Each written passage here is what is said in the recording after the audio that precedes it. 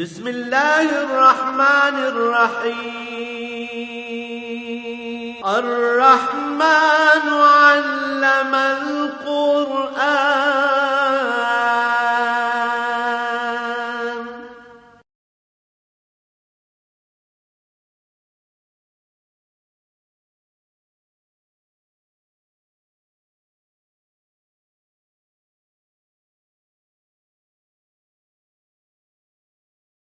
الحمد للہ رب العالمین والصلاة والسلام علی حبیبہ محمد وآلہ وصحبہ اجمعین.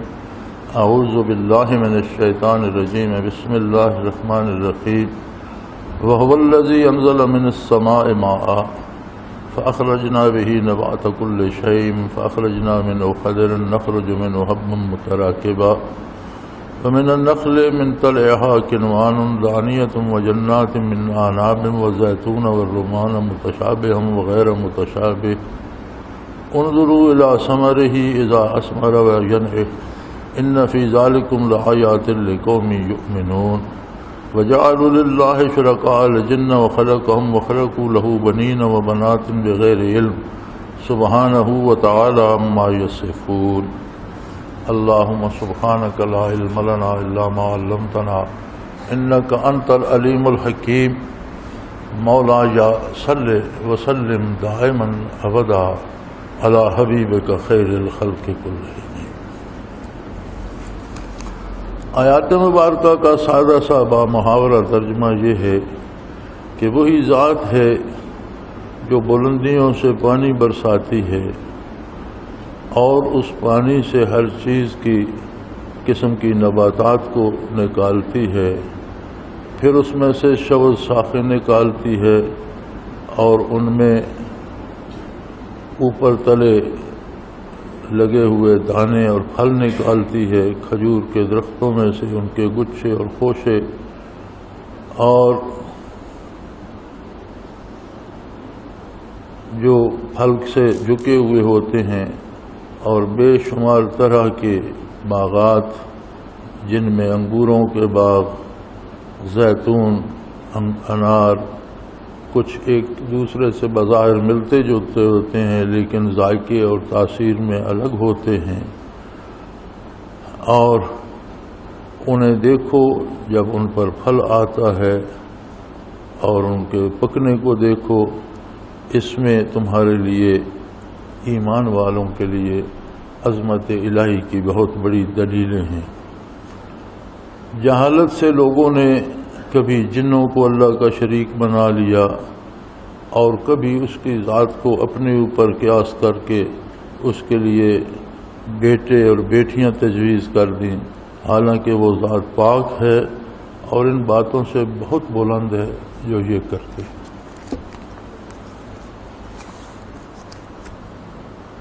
اسلام کی بنیاد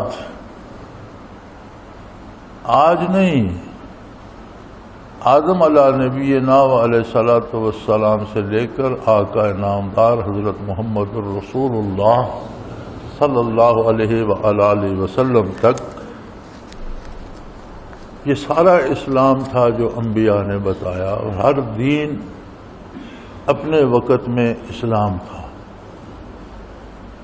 اسلام کی بنیاد توحید باری پہ استوار ہے، یعنی اللہ واحد ہے، لا شریک ہے، نہ اس کی ذات میں کوئی اس جیسا ہے نہ اس کی صفات میں کوئی اس جیسا ہے. وہ اپنی ذات میں بھی اکیلا ہے، اپنی صفات میں بھی اکیلا ہے. خالق خالق ہے اور مخلوق مخلوق ہے. خالق کسی چیز کا محتاج نہیں اور مخلوق بغیر احتیاج کے رہ نہیں سکتی. بہت بڑا واضح فرق ہے. تو یہاں توحید کے دلائل میں فرمایا کہ یہ دیکھ لو وہ ایسا قادر ہے کہ کتنے پانی کو وہ سمندروں سے اٹھا کر بلندیوں پہ لے جاتا ہے.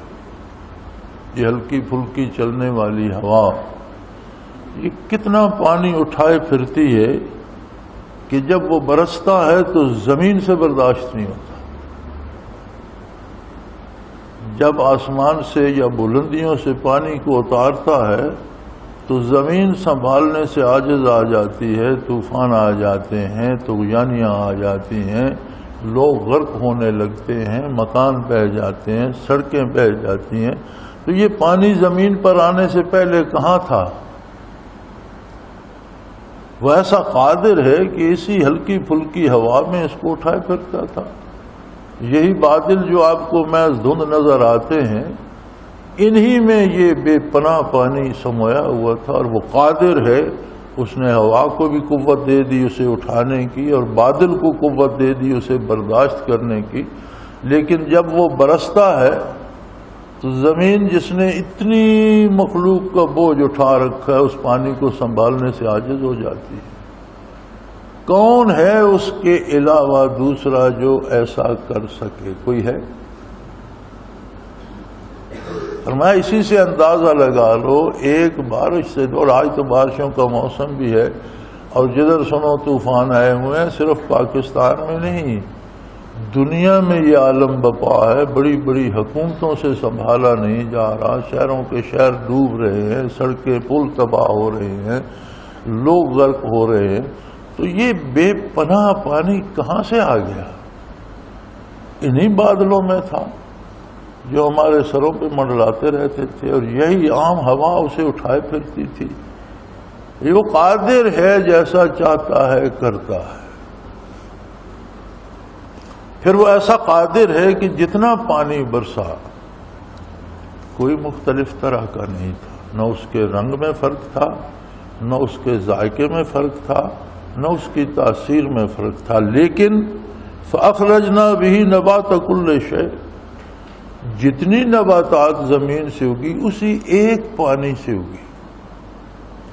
آپ اس کو گن نہیں سکتے کہ کتنی قسم کی نباتات ہے، اور ایک قسم کے آپ پودے گن نہیں سکتے، آپ گھاس کے تنکے نہیں گن سکتے، آپ ایک خاص قسم کی جڑی بوٹی کو گن نہیں سکتے کہ کتنی ہے، آپ درختوں کی تعداد نہیں گن سکتے، آپ زراعت اور فصلوں کی تعداد گن. تو یہ جتنی بے شمار رویدگی ہے، اسی ایک پانی سے اس کو حیات مل رہی ہے، نمو مل رہی ہے، اسی سے یہ پھوٹ کر نکل رہی ہے. اور فَأَخْرَجْنَا مِنْهُ خَضِرًا نَخْرُجُ مِنْهُ حَبًّا مُتَرَاكِبًا، اسی سے یہ سبزہ پیدا ہوتا ہے، اور ہر سبزے پہ پھل لگتا ہے.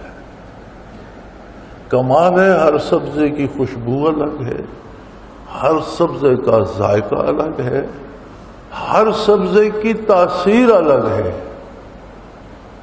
اور ہر نباتات پہ چھوٹے سے تنکے سے لے کر بڑے سے بڑے درخت پر سب پر پھل آ رہا ہے. سب کا پھل الگ قسم کا ہے، اس کا ذائقہ الگ قسم کا ہے، اس کا رنگ الگ قسم کا ہے، اس کی تاثیر الگ ہے. لیکن سارا کس سے اگا؟ اسی پانی سے جو آپ پر برسا. وہ ایسا قادر ہے کہ اسے کتنے رنگ اس نے دے دیے، کتنے ذائقے دے دیے، کتنی قسم کے مختلف اثر عطا کر دیے. کوئی دوسرا سوچا بھی جا سکتا ہے کہ ایسا کر سکتا ہے؟ مخلوق سے تصور نہیں کیا جا سکتا کہ وہ ایسا کر سکے. وَمِنَ النَّخْلِ مِنْ طَلْعِهَا كِنْوَانٌ دَانِيَةٌ، اور اس نے کھجور کا درخت اگا دیا. اب عجیب بات ہے کہ کھجور کا درخت تنہا ایک تنا سا اگتا ہے اور بڑھتا چلا جاتا. اس پر چند شاخیں نکلتی ہیں، اس کا سایہ بھی نہیں بنتا. یعنی آپ کھجور کے سائے میں بیٹھ جائیں تو 15 منٹ بعد وہ آگے کھسک جاتا ہے، تھوڑا سا سایہ ہوتا ہے، آپ دھوپ میں آ جاتے ہیں. لیکن وہ ایسا قادر ہے کہ اس تنہا تنے پہ اس نے اتنے پھل لگا دیے کہ خوش جھکے پڑتے ہیں، سنبھالے نہیں سنبھلتے. اور ان میں اس طرح کی مٹھاس پیدا کر دی، اور وہ شیرینی پیدا کر دی، وہ غذائیت پیدا کر دی، وہ لذت پیدا کر دی کہ آدمی اس پہ وقت گزار سکتا ہے.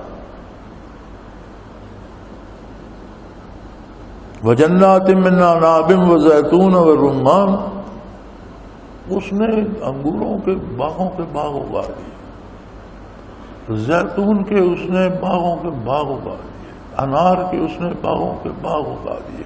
اب ذرا سوچو کہ ایک بیل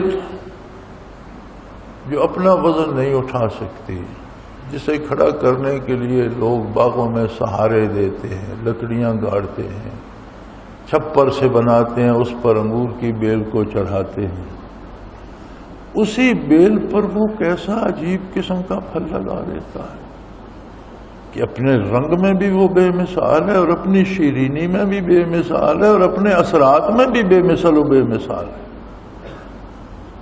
اور خوشوں کے خوشے لگا دیتا ہے، سنبھالے نہیں سنبھلتے۔ اسی طرح زیتون کو دیکھ لو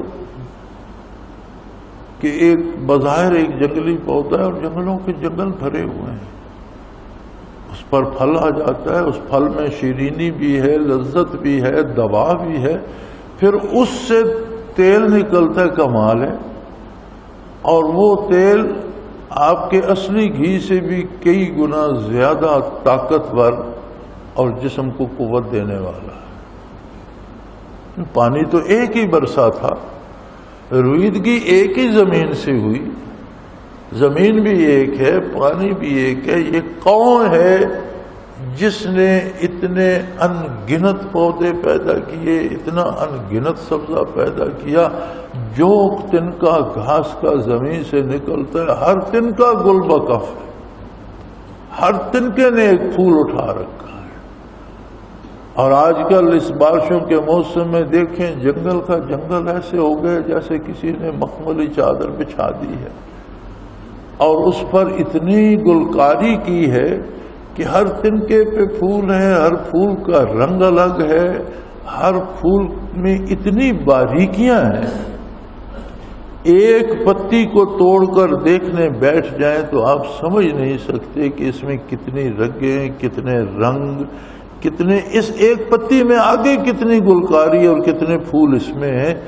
پھر اس کی ایک قسم کے پھول کی جتنی پتیاں ہیں، اس قسم کے ہزاروں پھول توڑے تو پتہ چلے گا وہی پھول ہے۔ ساتھ دوسری قسم کا ہے تو وہ الگ ہی ہے، تیسری قسم کا ہے تو الگ ہی ہے۔ سب کے رنگ اپنے ہیں، خوشبو اپنی ہے، ذائقہ اپنا، تاثیر اپنی ہے، اور بنیاد کیا تھی؟ یہی مٹی اور یہی پانی جو آسمان سے برسا۔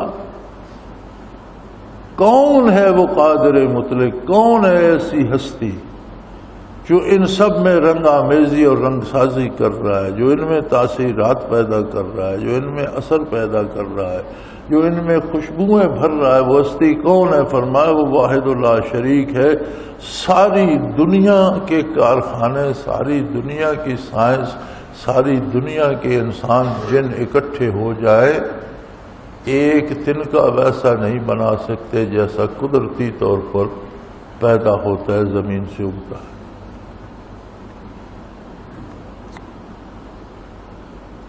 میاں محمد مرحوم نے کہا تھا، پنجابی میں ان کا ایک شعر ہے کہ جے ہک مچھر دا پر بھجے سارے ہی عالم لگے، پھر نہیں ہو ثابت ہوندا جیوں کا رہا۔ ایک مچھر کا پر ٹوٹ جائے اور دنیا کے سارے کاریگر جمع ہو جائیں، پھر اس کے ساتھ ویسا پر نہیں اگا سکتے جیسا اس کو قدرت نے دیا تھا۔ بنا بنا کے لگاتے رہے، ویسا نہیں بن سکتا۔ بڑی ترقی کی سائنس نے، اور چیزیں جلد اگا لیتے ہیں، بے موسم پھل اگا لیتے ہیں، لیکن کیا مشینوں میں بناتے ہیں؟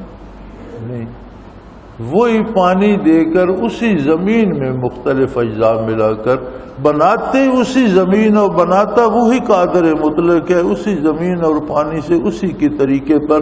مشین میں ایک تنکا بھی نہیں بن سکتا، بنیں گی تو کسی دھات کی کوئی تار ہی ہوگی، ان خصوصیات کا حامل اس طرح کا ایک تنکا بھی نہیں بن پائے گا۔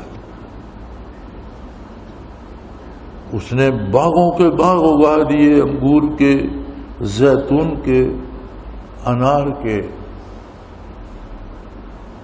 اب ان کی مثال اس لیے دی ہے، بے شمار پھل ہیں لیکن یہ 3 پھل بڑے خاص قسم کے ہیں۔ انگور ایک ایسا خاص پھل ہے جو بیماروں کے لیے دوا بھی ہے، اور نافرمان اس سے شراب بھی بنا لیتے ہیں۔ فرمایا وہ قادر مطلق تو ایسا ہے جس نے تمہارے بھلے کے لیے ایک خوبصورت چیز بنائی، اور نافرمان ایسے بدبخت ہیں کہ اس آب حیات کو انہوں نے زہر میں تبدیل کر دیا۔ اسی طرح زیتون کا ذکر فرمایا، یہ تینوں پھلوں کے سردار ہیں۔ زیتون کا ذکر فرمایا وہ پھل ہے، کھانے میں مزیدار ہے، اور اس کا کھانا بے شمار بیماریوں کا علاج ہے، یعنی غذا بھی ہے، دوا بھی ہے۔ کولیسٹرول کا بہترین علاج ہے کہ آپ 4-5 دانے زیتون کے روز کھاتے رہیں، اور پھر اس میں اس قدر وہ رکھ دی، تیل رکھ دیا کہ وہ آپ کے اس خالص دیسی گھی سے زیادہ طاقتور ہے۔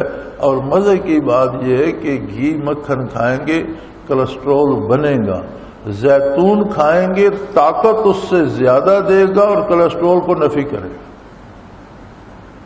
یعنی ایسے عجائبات ہیں۔ یہ تاثیریں کون دیتا ہے؟ کوئی جو ایسی چیز بنا سکے؟ ہے کوئی جو اس طرح کی مثال پیش کر سکے؟ اسی طرح برمان، انار کو دیکھ لو، آپ اسے کھول کے دیکھیں تو اللہ کی صنعت پہ بندہ اشش کر اٹھتا۔ جس ترتیب سے قدرتی طور پر اس میں دانے پرو کر جوڑ دیے جاتے ہیں، آپ ایک دفعہ اس کے چھلکے سے دانے نکال لیں، پھر ساری دنیا کے کاریگروں کو لگائیں کہ یہ بنائے دانے اس طرح سے جوڑ کر اس کو بند کر دو، ممکن نہیں ہے۔ پیدا کرنا تو بہت دور کی بات ہے۔ مٹی سے اگتا ہے ایک پودا اور اس کا تنا سبز انار کے درخت کا تنا خشک نظر آتا ہے، پتے ہوتے ہیں، سبزی اوپر ہو، تنے کو دیکھو تو ایسے پتہ لگتا ہے خشک لکڑی کھڑی ہے۔ جب پھل آتا ہے تو اتنا خوبصورت، اتنا بہترین، اتنا خوش ذائقہ، اور بے شمار امراض کا دوا اس کا پھل بھی بنتا ہے، اس کا شربت بھی دوا بنتا ہے، خود اس کا کھانا بھی دوا بنتا ہے، اور چھلکا بھی ضائع نہیں جاتا، اس کا چھلکا بھی دوا بنتا ہے۔ کہاں سے آ رہا ہے؟ کون بنا رہا ہے؟ یہ اس کی صنعت ہے۔ انار کے درخت کو دیکھو تو ایسے پتہ لگتا ہے سوکھی ٹہنیاں کھڑی ہیں، پھل دیکھو تو ایک گول مول گیند سی نظر آتی ہے، اسے کھولو تو پتہ چلتا ہے کہ اس میں صنعت باری کیا ہے۔ اور جس طرح سے اس قادر مطلق نے اس میں دانے پرو دیے ہیں، کبھی کھول کے سامنے رکھ کے دیکھ کے اندازہ کیجئے، اور ایک دفعہ اس سے دانے نکال لیجئے، پھر کسی کاریگر کو کہیے کہ اس ترتیب سے جوڑ کے اسے بند کر دے، وہ سمجھے گا یہ تو ایسے 10 اناروں میں بھی بند نہیں ہوتی۔ تو فرمایا یہ تو 3 چیزیں اس نے مثال کے لیے پسند فرما لی، ورنہ ہر پھل میں، ہر فروٹ میں، ہر جنس میں، ہر دانے میں اس کی قدرت کے مظاہر ہیں، اور عجیب و غریب تاثیرات ان میں رکھتی ہیں، عجیب و غریب اثرات رکھتی ہیں، اور اس کی قدرت کاملہ ہے۔ اچھا، اس نے ہر ایک چیز کا مزاج الگ بنا دیا ہے۔ بادام ہوتا ہے خشک لکڑی کا ایک پھل ہوتا ہے، اس پر سب سا چھلکا ہوتا ہے، چھلکا اتارو تو نیچے سے خشک لکڑی آ جاتی ہے۔ اب اسے توڑو تو اس میں عجیب گری نکلتی ہے بادام کی، دماغ کو تقویت دیتی ہے، دل کو تقویت دیتی ہے، اس کا شربت بنتا ہے، اس کی دوائیں بنتی ہیں، اور حیات بخش و حیات آفرین ہے۔ لیکن یہی بادام 8-10 توڑ کر اس کی گریاں اچھے بھلے جانور گھوڑے کو کھلا دو، گھوڑا مر جائے۔ یعنی باقی مخلوق کے لیے صحت کا سبب ہے، گھوڑے کے مزاج میں یہ رکھ دیا ہے کہ اسے بادام کھلا دو مر جائے گا، اس کے لیے وہی زہر کافی ہے۔ اب ایک ہی چیز ایک ہی وقت میں کچھ بے شمار جانداروں کے لیے صحت افزا ہے، اور وہی چیز ایک جاندار کے لیے موت کا سبب ہے۔ یہ اس طرح کی عجیب و غریب اثر کس نے رکھتی ہے؟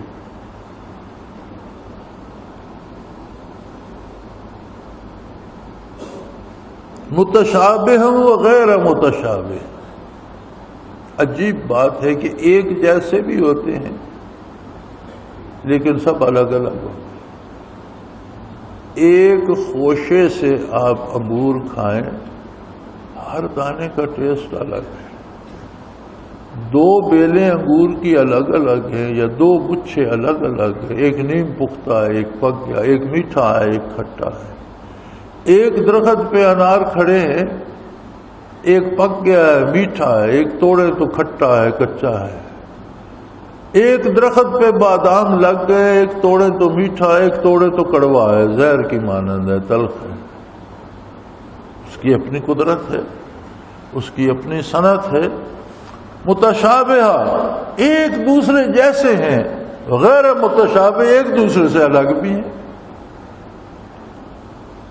یعنی دیکھو تو ایک دوسرے جیسے ہیں، میٹھا اور کڑوا بادام کوئی الگ نہیں کر سکتا۔ یہ جو ہمیں میٹھے بادام ہم خریدتے ہیں تو کڑوے درمیان میں آ جاتے ہیں، کبھی ایک درخت پر میٹھے اور کڑوے یکجا نہیں لگتے۔ یہ قدرت کی صنائی ہے کہ کڑوے کا درخت ہی الگ ہوتا ہے، اس پہ لگتے ہی سارے کڑوے ہیں۔ تو یہ تو ہمارے بھائی ایسا کرتے ہیں کہ وہ کڑوے الگ تو بکتے نہیں، وہ بھی میٹھے میں ملا دیتے ہیں۔ یعنی انسان اللہ سے دور ہوتا ہے تو جو چیزیں اس نے انسان کی بھلائی کے لیے بنائی ہیں ان سے بھی نقصان اٹھا، لالچ میں آ کر بددیانتی کر کے دھوکہ کرتے ہیں گاہک کے ساتھ کہ اسے میٹھے میں کڑوے ملا کے دے دیتے ہیں۔ اللہ ایسا نہیں کرتا، اس نے کڑوے کا الگ درخت اگایا، میٹھے کا الگ اگایا۔ اس نے شناخت دے دی ہے کچے پکے خوشے کی، کھٹا خوشہ الگ ہر آدمی دیکھ سکتا ہے یہ کھٹا ہوگا، میٹھا الگ ہے۔ ہم کیا کرتے ہیں؟ اسے ملا کے اپنا پیسہ کما۔ اور میں تم کیسے عجیب انسان، یہ کیوں ہوتا ہے؟ یہ تب ہوتا ہے جب ہم اس کی ذات یا اس کی صفات میں شرک کرتے ہیں۔ بندہ دولت کے لیے شرعی قاعدے کے خلاف جب جاتا ہے تو یہ یقین رکھ لے کہ اس کا اللہ کی رضاکیت سے ایمان اٹھ جاتا۔ اگر وہ اللہ کو رازق سمجھتا تو جائز کام کرتا، حلال مزدوری لیتا۔ جب وہ حرام کی طرف جاتا ہے، کام میں بددیانتی کرتا ہے یا رشوت کھاتا ہے یا ڈاکہ کرتا ہے یا ناجائز پیسہ لیتا ہے، تو اس کا مطلب ہے کہ وہ اللہ کی رضاکیت پر سے اس کا ایمان اٹھ گیا۔ اہل اللہ اس معاملے میں بڑی سختی کرتے تھے۔ مولانا احمد علی لاہوری رحمۃ اللہ تعالی علیہ کا ایک شمارہ آیا کرتا تھا، غالباً خدام الدین اس کا نام تھا اگر مجھے صحیح یاد ہے۔ ایک دفعہ اس میں میں نے پڑھا کہ یہ لوگ جو اذان سنتے رہتے ہیں اور صلاۃ کے لیے مسجد نہیں جاتے کہ دکان بند کروں گا تو نقصان ہو جائے گا، حالانکہ چند منٹ لگتے، 10-15 منٹ میں صلاۃ سے فارغ ہو کے آ جاتا، لیکن بند کر کے نہیں جاتے، صلاۃ مؤخر کر دیتے ہیں اور بیٹھ رہتے ہیں کہ گاہک نہ چلے جائیں۔ تو فرماتے تھے ان کا رب ان کی دکان ہے، یہ اللہ کو رب نہیں مانتے۔ اللہ کو رب مانتے، اسے رازق مانتے تو اس کے حکم پہ عمل کرنا ضروری سمجھتے۔ انہوں نے دکان کو رب سمجھ لیا۔ اگر اس کلیے کو ہم اپنے آپ پر لگائیں تو جہاں ہم بددیانتی کرتے ہیں حصول زر کے لیے، وہاں ہمارا ایمان اللہ کی رضاکیت سے اٹھ چکا ہے، اور یہی شرک ہے۔ یہ بتوں کو پوجنا، پتھروں کے آگے سجدہ کرنا، یہ تو بڑا مشکل ہو گیا ہے۔ یہ میرا اور آپ کا کمال نہیں، یہ کمال ہے محمد الرسول اللہ صلی اللہ علیہ وآلہ وسلم کا. ایسی کاری ضرب لگائی محمد الرسول اللہ صلی اللہ علیہ وسلم نے بتوں پر کہ اب جو بتوں کو پوجتے وہ بھی شرمندہ پوجتے، کہتے نہیں جی ہم اس بت کو نہیں پوج رہے، اس کے اندر فلاں دیوی ہے، اس کے اندر دیوتا گھسا ہوا ہے، پتھر کو تو بت کو تو ہم بھی بت ہی سمجھ. یعنی اب کسی میں یہ جرت نہیں رہی کہ وہ بت کو مؤثر سمجھے. یہ ضرب ہے لگائی ہوئی محمد الرسول اللہ صلی اللہ علیہ وسلم کی، لا الہ الا اللہ کی لگی ہے ضرب. اور ایسی ضرب لگی ہے کہ جب بیت اللہ سے بت توڑے گئے تو بت دنیا سے نابود ہو گئے. اور کیسی یہ عجیب بات نہیں ہے کہ آج جو بتوں کی پوجا کرتے ہیں وہ کہتے ہیں نہیں ہم بت کو نہیں پوج رہے، اس کے اندر کچھ ہے. یعنی سیدھا جیسے لوگ بتوں سے امیدیں رکھتے تھے، اب بتوں کے پجاریوں کو بھی وہ بات کہنے کی جرت نہیں ہوتی. یہ ضرب ہے لگائی ہوئی محمد الرسول اللہ صلی اللہ علیہ وسلم کی. اور یہ ضرب لگائی ہوئی ہے آپ کے خدام کی، صحابہ کرام کی، جنہوں نے جانیں دی اور اس کلمے کو غالب کیا اللہ کی زمین پر. ہم کیا ہیں؟ جنہیں اسلام نصیب نہیں ہے ان کو تو چھوڑ دو. اللہ سب کو نصیب کرے، چونکہ زندہ کافر کے لیے بھی ہدایت کی دعا کی جا سکتی ہے. کافر کفر پر مر جائے تو اس کے لیے دعا کرنا جائز نہیں ہے. دنیا میں زندہ کافر کے لیے ہدایت کی دعا کرنا بھی نیکی ہے. اللہ اپنی ساری مخلوق پر رحم فرمائے. لیکن فکر اس بات کی کرنی چاہیے کہ ہم جو دعویٰ اسلام کا رکھتے ہیں، ہم جو لا الہ الا اللہ محمد الرسول اللہ پڑھتے ہیں، یہ کلمہ ہمیں اس اعتماد تک کیوں نہیں لے جاتا کہ ہم رب بھی اللہ ہی کو مان لیں اور بددیانتی سے باز آ جائیں. آج جو کچھ وطن عزیز میں ہو رہا ہے، جس طرح کی لوٹ کھسوٹ مچی ہوئی ہے، اور عالم بالا سے، حکمرانوں سے لے کر عام آدمی تک، یار کیسی ہماری بدقسمتی ہے. ہم حکمرانوں پہ تو شکوے کرتے رہتے ہیں اور کرنے چاہیے بھی کہ ظلم کرتے ہیں. ٹھیک ہے، جو بھی ظلم کرے اس کے ظلم کو بیان کرنا چاہیے کہ یا وہ ظلم سے اللہ اسے توفیق دے، باز آ جائے، اپنی اصلاح کرے. لیکن مجھے یہ بتاؤ، ہم جو عام آدمی ہیں، ہمیں جن کو شکوہ ہے ہم پر ظلم ہوتا ہے، کیا ہم نے ظلم کرنا چھوڑ دیا؟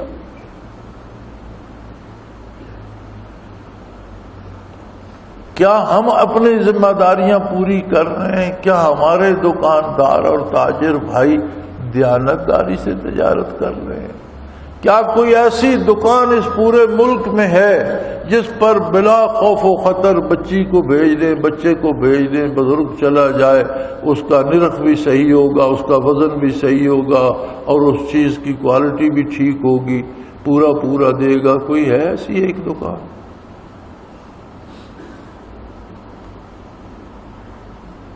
یہ کون سا اسلام ہے جس کا ہم اقرار کرتے ہیں؟ یہ کون سی صلاۃ ہے جو ہم ادا کرتے ہیں؟ عبادات دین کے دو حصے ہیں، عبادات اور اعمال. عبادات کا مقصد صرف ایک ہے کہ اللہ کریم سے ایسا تعلق نصیب ہو جائے کہ اعمال اور کردار کی اصلاح ہو جائے اور وہ اللہ کے حکم کے مطابق ہو جائے. قرآن کریم نے یہ مسئلہ بیان فرمایا، ان الصلاۃ تنہا عن الفحشاء والمنکر. اللہ کی عبادت برائی اور بے حیائی سے روک دیتی ہے. یعنی عبادت کا نقد ثمرہ جو ہے، ایک تو انعام ہے جو آخرت میں ملے گا، وہ اسے اجر کہا تو جاتا ہے، لیکن آخرت میں جو کچھ ملے گا وہ انعام ہوگا. کیونکہ بندہ اگر ہوش سنبھالنے سے لے کر اس کی 100 سال عمر اور مرنے تک صرف سجدے ہی کرتا رہے تو کسی ایک نعمت کی قیمت ادا نہیں کر سکتا. یا ایھا الناس اعبدوا ربکم الذی خلقکم. اس آیہ کریمہ نے یہ بات واضح کر دی، لوگوں اپنے اس پروردگار کی عبادت کرو جس نے تمہیں پیدا کیا، یعنی تم اس جو کچھ تم نے عبادت کرنی ہے اس سے کروڑوں گنا زیادہ نعمتیں پہلے لے چکے ہو، وجود، صحت، دماغ، عقل، آنکھیں، زبان، کان، یہ بے شمار نعمتیں جو تمہارے پاس ہیں یہ تمہیں وہ پہلے عطا کر چکا ہے۔ اب تمہاری 1000 برس بھی عمر ہو، 1000 برس سجدوں میں گزار دو تو ایک نعمت کی قیمت ادا نہیں کر سکتے۔ آخرت میں جو دے گا وہ اس کا انعام ہے، اس کی تمہارا اجرت نہیں بنتی، تمہارا حق نہیں بنتا، اس کی عطا ہے۔ اور دنیا میں بھی دیتا ہے، آخرت میں جو دے گا وہ اس کا کرم ہے۔ جو دنیا میں بھی انعام فرماتا ہے وہ یہ ہے کہ جب آپ اللہ اللہ کرتے ہیں، اس کا ذکر کرتے ہیں، اس کی بارگاہ میں سجدہ ریز ہوتے ہیں، اس سے اپنا تعلق قائم کرتے ہیں تو ایک ایسا رشتہ بن جاتا ہے کہ آپ کا کردار سدھر جاتا ہے۔ آپ جھوٹ نہیں بولتے، آپ کم نہیں تولتے، آپ رشوت نہیں کھاتے، آپ ناجائز قتل نہیں کرتے، آپ کسی کو ایذا نہیں دیتے۔ اور اگر حال یہ ہے کہ کوئی مسجد میں ہے تو قتل ہو جاتا ہے، کوئی سجدہ ریز ہے تو قتل ہو جاتا ہے، کوئی عدالت میں کھڑا ہے تو قتل ہو جاتا ہے، کوئی پولیس کے اس میں تحفظ میں ہے تو قتل ہو جاتا ہے، کوئی بازار میں ہے تو قتل ہو جاتا ہے، ایک قتل عام شروع ہے۔ یہ کیا ہے؟ یہ اللہ کا عذاب ہے۔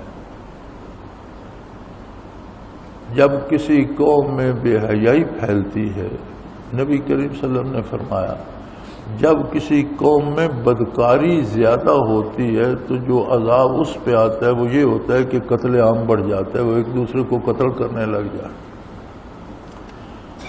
اب جسے ہم تہذیب کہتے ہیں آج کی، جس کے مقابلے میں دین کی بات کی جائے تو یہ کہتے ہیں یہ بے وقوف ملا ہمیں 1400 سال پہلے کے زمانے میں لے جانا چاہتے ہیں۔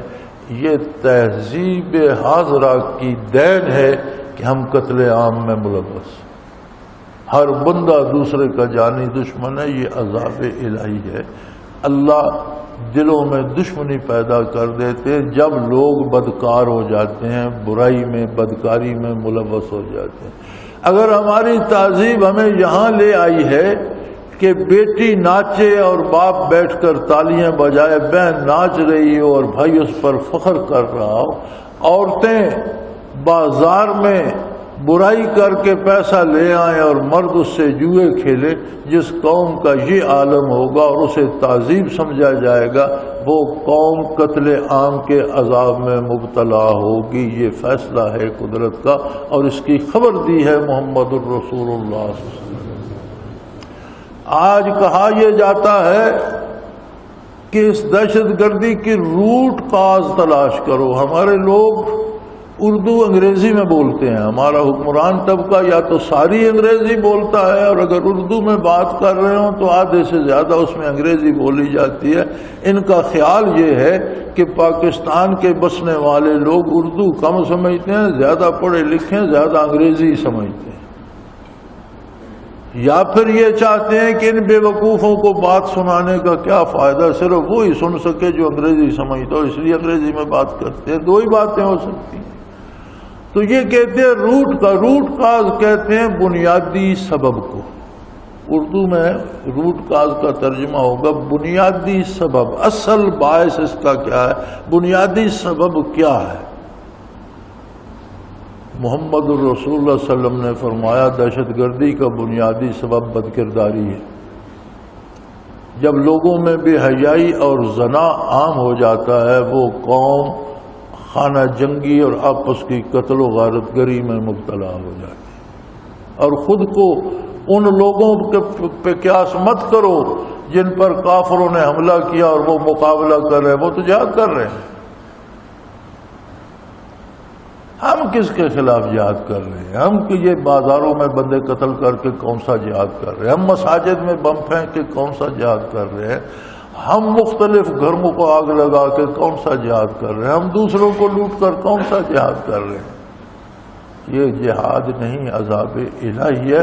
اور جسے حکمران والا روٹ کاز کہتے ہیں، میں اسے بنیادی سبب کہتا ہوں۔ اس کی روٹ کاز آپ کے نائٹ کلب ہیں، اس کی روٹ کاز آپ کے شراب خانے ہیں، اس کی روٹ کاز آپ کی بے حیائی ہے جو رات دن ٹیلی ویژن پہ دکھائی جاتی ہے، اس کی روٹ کاز وہ بے حیائی ہے جو آپ دنوں کو دکھاتے ہیں۔ اور اب تو تہذیب بہت ترقی کر گئی۔ اب تو کل میں خبر سن رہا تھا کہ پاکستان میں بھی مقابلہ حسن ہوگا اور نوجوان بچیوں کا مقابلہ کرایا جائے گا کہ ملکہ پاکستان کون ہے۔ اگر ملکہ حسن کا انتخاب ہوگا تو قتل عام بھی عام ہوگا، گھبراتے کیوں ہوگا؟ ایک آدمی آگ جلاتا ہے، پھر شکوہ کرتا ہے کمرے میں دھواں بھر گیا، گھر کو آگ لگ گیا۔ آگ تو تم نے خود جلائی تھی بھائی، دھواں بھی دے گی، جو چیز اس کے قابو میں آئے گی اسے جلائے گی بھی، لیکن اسے لگایا کس نے تھا؟ تو روٹ کاز تلاش کرنی ہے تو توبہ کرو اللہ کریم سے، جو ہو چکا اس پر معافی مانگو، وہ بہت کریم ہے۔ آج بدل جاؤ، آج واپس آ جاؤ۔ نوح علیہ السلام نے قوم سے بات کرتے ہوئے کہا تھا فَقُلْتُ اسْتَغْفِرُوا رَبَّكُمْ إِنَّهُ كَانَ غَفَّارًا يُرْسِلُ عَلَيْكُمْ مِدْرَارًا وَيُمْدِدْكُمْ بِأَمْوَالٍ وَبَنِينَ۔ لوگو توبہ کر لو، وہ بہت کریم ہے، انہ کان غفارا، بہت بخشنے والا ہے۔ تمہارے گناہ اس کی بخشش کو عاجز نہیں کر سکتے۔ جب تم توبہ کرو گے وہ تم پر آباد کرنے والی بارشیں برسائے گا، تم کو نیک اولاد دے گا، تم کو مال دے گا، دنیا میں بھی تم خوشحال بھی ہوگے، صاحب اقتدار بھی بن جاؤ گے، تمہارے خاندان بھی آباد ہو جائیں گے اور آخرت بھی سدھر جائے گی۔ لیکن قوم نہ مانی تو غرق ہو کر تباہ ہوگی۔ آج ہمارے پاس بھی موقع ہے اور وہی بات ہم سب کو یاد کرنی چاہیے، اس پہ عمل کرنا چاہیے اور دوسرے بھائیوں تک پہنچانی چاہیے کہ استغفروا ربکم، اپنے پروردگار کی بارگاہ میں توبہ کرو۔ توبہ کا مطلب یہ نہیں ہوتا زبانی توبہ توبہ کہہ دی جائے، توبہ سے مراد ہوتی ہے کہ جو برائی کر رہے ہو وہ چھوڑ دی جائے، ترک کر دی جائے، اللہ سے معافی بھی مانگی جائے اور آئندہ سے اپنے کردار کی اصلاح کی جائے اور اللہ سے نیکی کی توفیق طلب کی جائے۔ عملی زندگی میں تبدیلی لانے کو توبہ کہتے ہیں۔ ورنہ میں نے ایسے لوگ بھی دیکھے ہیں کہ شراب کا گلاس بھر کے سامنے رکھ لیتے تھے اور کہتے تھے توبہ توبہ توبہ توبہ توبہ کرتے رہتے زبان سے اور ہاتھ سے شراب پیتے رہتے۔ یہ توبہ نہیں ہوتی، یہ اس کی بارگاہ میں گستاخی اور مذاق شمار ہوتا ہے۔ اس کا پتہ تو اس وقت چلے گا جب وہ حساب لے گا، پھر بندے کو سمجھ آئے گی کہ میں کیا کرتا رہا اور کیوں کرتا رہا۔ تو اس سے پہلے کہ مزید حالات خراب ہوں، اس سے پہلے کہ مزید قتل و غارت گری ہو، اس سے پہلے کہ ہم مزید لوگوں پہ ماتم کریں، اس سے پہلے کہ بے شمار ماؤں کی گود اجڑے، اس سے پہلے کہ بے شمار اونچے اونچے سر پکے ہوئے پھلوں کی طرح کٹ کر زمین پر گریں، اس سے پہلے اللہ کی بارگاہ میں توبہ کرو، اپنی اصلاح کرو، اپنے کردار کو درست کرو۔ اور جب اس کی روٹ کاز یہی ہے، جو یہ روٹ کاز عام لفظ ہے، ہر وقت ٹی وی والوں کی زبان پہ چڑھا ہوا ہے، لیکن یار میں بڑا حیران ہوتا ہوں کہ پرسوں بڑا حادثہ ہوا، جہاز گر گیا، 150 سے زیادہ لوگ آنے واحد میں لقمہ اجل ہو گئے، ان میں بچے بھی تھے، بوڑھے بھی تھے، بزرگ بھی تھے، نیو بیاہتا جوڑے بھی تھے۔ ظاہر ہے ان میں اگر کچھ لوگ خطا کار ہوں گے تو یقیناً کچھ نیک لوگ بھی ہوں گے، اچھے بھی ہوں گے، باحیا بھی ہوں گے۔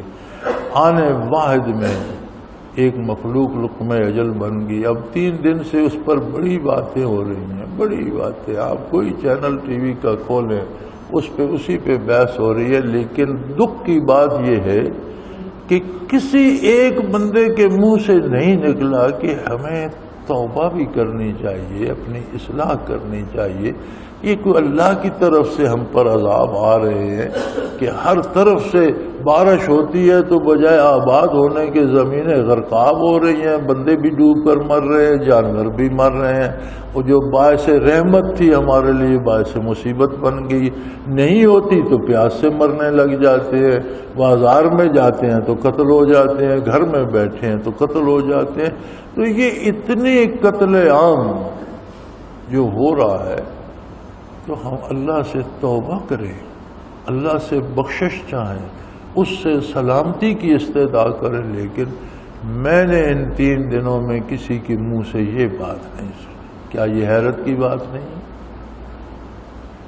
ایک دوسرے پہ الزام لگائے جا رہے ہیں. کوئی کہتا ہے جہاز پرانا خریدا تھا کمپنی نے, کوئی کہتا ہے پائلٹ پرانا تھا ریٹائرڈ تھا انہوں نے پھر رکھ لیا, کوئی کسی پہ الزام لگاتا ہے, کوئی کہتا ہے ایئرپورٹ والوں نے اترنے نہیں دیا. ایک دوسرے پہ الزام لگائے جا رہے ہیں. یہ سوچنے کو کوئی تیار ہی نہیں کہ اللہ کی بارگاہ میں توبہ بھی کر. یہ بدبختی کی حد ہے, بدنصیبی کی انتہا ہے. لوگوں اللہ کی طرف رجوع کرو, اس کی بارگاہ میں آؤ اور اپنے آپ کو مسلمان ثابت کرو, اپنا کردار تبدیل کرو. ان فی ذلک لآیات لقوم یؤمنون. جس قوم کو ایمان نصیب ہے اس کے لیے تو بارشوں کے برسنے میں, رویدگی میں, پھلوں کے اگنے میں, غلے اور دانے میں, اس سارے نظام کے ایک ایک کام میں اس کی عظمت کے بے شمار دلیل ہے. اور ہر گیاہے کے الزمیں رویت, ہر گیاہے کے الزمیں رویت, وحدہ لا شریک لا گویت.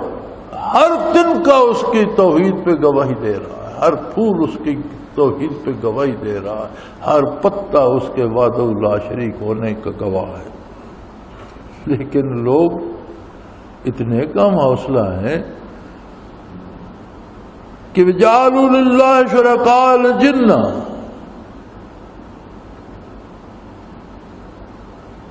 جنوں کو اللہ کا شریک کر لیتے.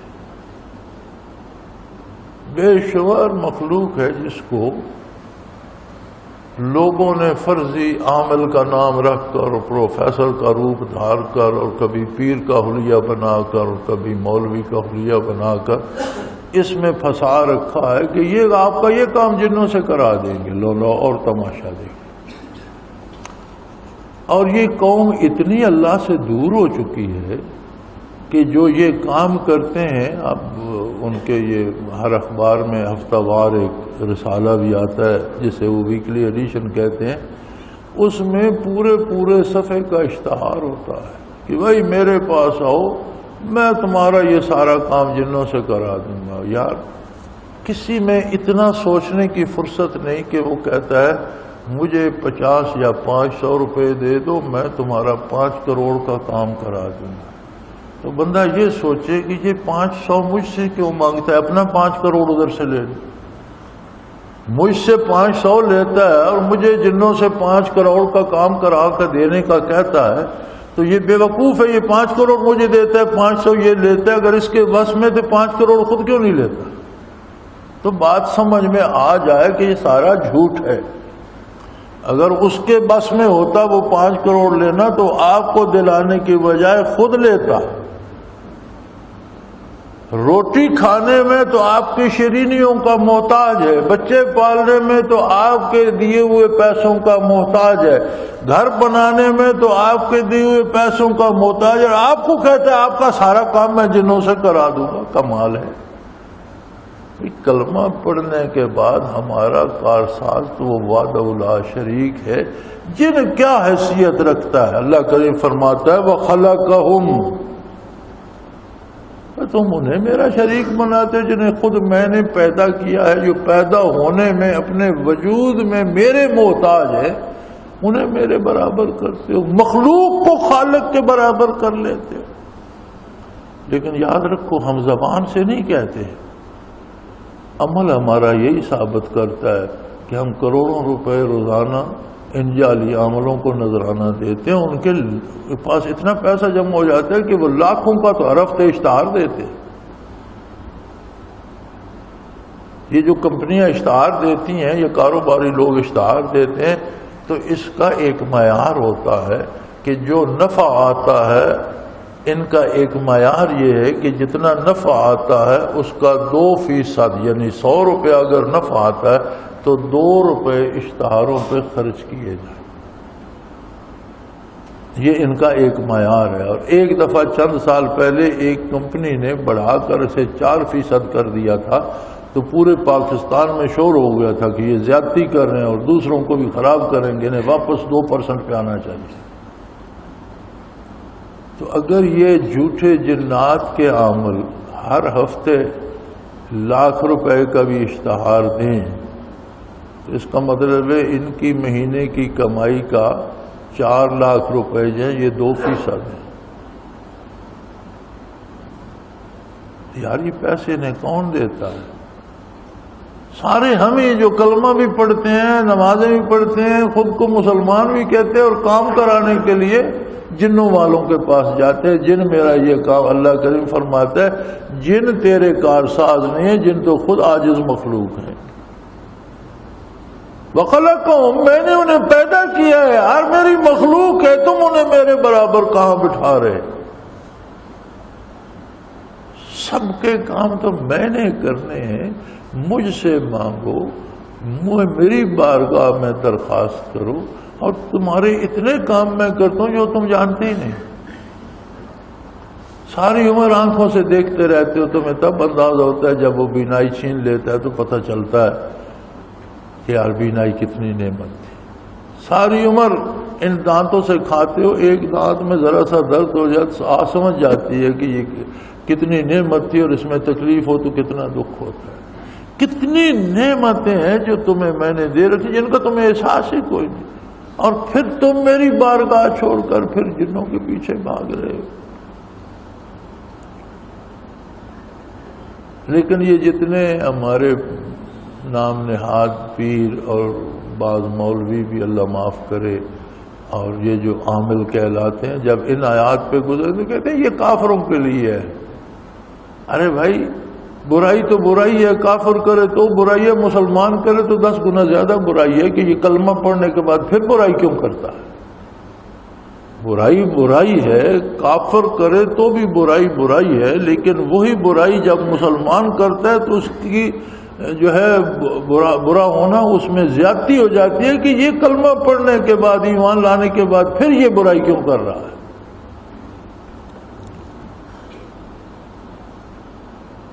وَخَلَقَ لَهُ بَنِينَ وَبَنَاتٍ بغیر علم.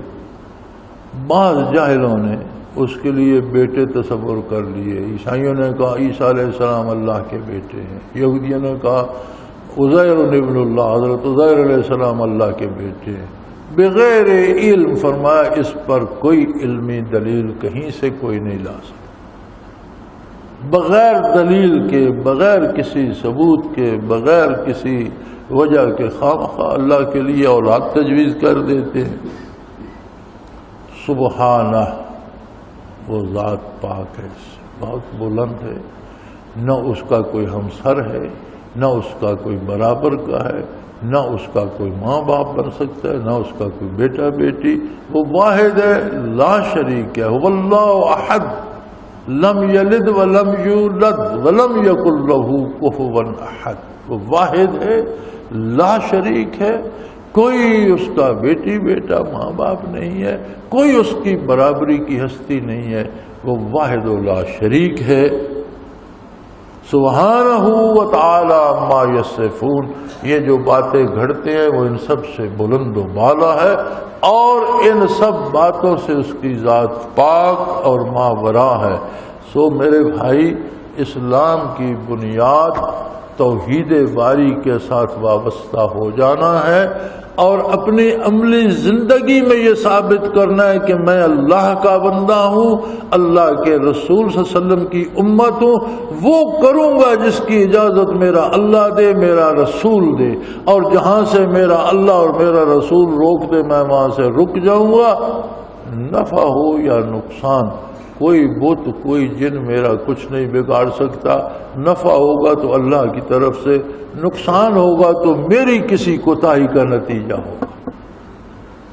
اگر مجھے فائدہ ہوتا ہے تو میرے رب کا انعام ہے، اگر میرا نقصان ہوتا ہے تو یقیناً میری کسی کوتاہی کا نتیجہ ہے، مجھے اس سے توبہ کرنی ہوگی۔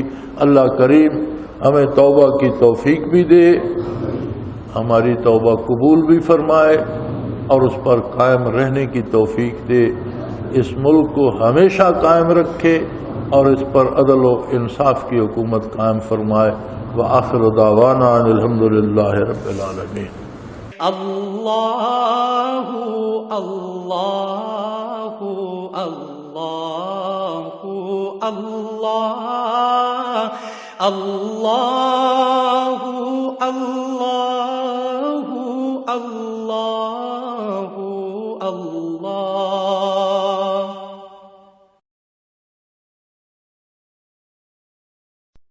حضرت امیر محمد اکرم آوان مد ذلہ العالی دارالعرفان منارہ ضلع چکوال میں سالہ سال سے قرآن و حدیث کے اوپر خطابات کر رہے ہیں اور سلسلہ نقشبندیہ اویسیہ کے مطابق لوگوں کو ذکر الہی کی تربیت دے رہے ہیں۔